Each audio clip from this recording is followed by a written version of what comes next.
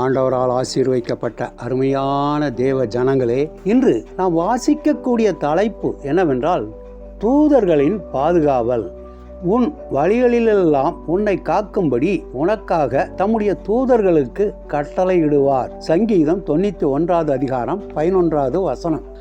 John pattern என்பவரும் அவரது மனைவியும் நியூ ஹெப்ரைட்ஸ் என்ற ஆப்பிரிக்க தீவில் மிஷனரிகளாக ஊழியம் செய்தவர்கள். அங்கிருந்த தீவு மக்கள் இவர்களை இங்கிருந்து போய்விடும்படி, அதாவது அந்த தீவிலிருந்து போய்விடும்படி எச்சரித்துக் கொண்டிருந்தனர். ஆனால் இவர்கள் அந்த தீவிலேயே சிறிய குடிசை ஒன்றை அமைத்து அங்கேயே தங்கினர். இது அந்த தீவில் உள்ளவர்களுக்கு எரிச்சலை ஊட்டினபடியால் அந்த குடிசையையும் இவர்களையும் சேர்த்து எரித்து விடும்படி அந்த தீவின் ஜனங்கள் ஒரு நாள் இரவிலே அங்கே கூடி வந்தார்கள். அந்த பயங்கரமான இரவில் தேவன் தங்களை பாதுகாக்கும்படி ஜான் பேட்டன் தம்பதியினர் முழங்காலில் இருந்து ஜெபித்தனர். ஆனால் இரவில் ஒரு அசம்பாவிதமும் நடைபெறவில்லை. காலையில் பார்த்தபோதோ ஒருவருமே அங்கே இருக்கவில்லை. ஒரு வருடத்திற்கு பின் அந்த கூட்டத்தின் தலைவன் நற்செய்தியை ஏற்றுக்கொண்டு ஞான ஸ்நானம் பெற்றுக்கொண்டான். அவனிடம் ஜான் பேட்டன்,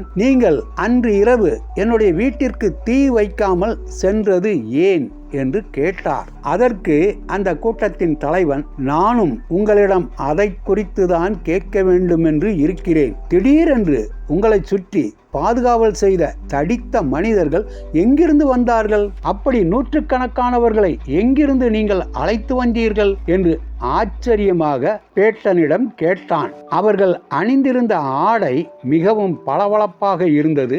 அது மட்டுமல்லாமல் உருவின பட்டயத்தோடு உங்கள் வீட்டை சுற்றி சுற்றி வந்தார்கள். அதைக் கண்டு நாங்கள் அனைவரும் பயந்து போய் திரும்பி சென்று விட்டோம் என்று அந்த தலைவன் கூறினான்.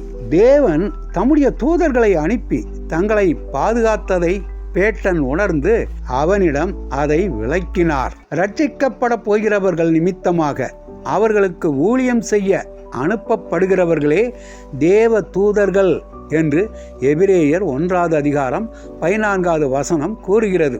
தேவனை நேசிக்கிறவர்களுக்கும் அவரது பராமரிப்பில் வாழ விரும்புகிறவர்களுக்கும் இந்த பாதுகாவல் நிச்சயம் கிடைக்கும். எலியாவையும் எலிசாவையும் தானியேலையும் பவுலையும் பேதுருவையும் அதிசயமாய் பாதுகாத்த தேவ தூதர்கள் இந்த காலங்களிலும் தேவனுடைய பிள்ளைகளை பாதுகாக்க ஆவலாக உள்ளனர். நாம் அவர்களை துக்கப்படுத்தி அனுப்பவில்லை என்றால் அந்த தேவ தூதர்கள் நம்மோடே இருந்து நமக்கு பாதுகாவல் நிச்சயமாக தருவார்கள். ஆண்டவர் தாமே நம் அனைவரையும் ஆசீர்வதிப்பாராக. ஆமென்.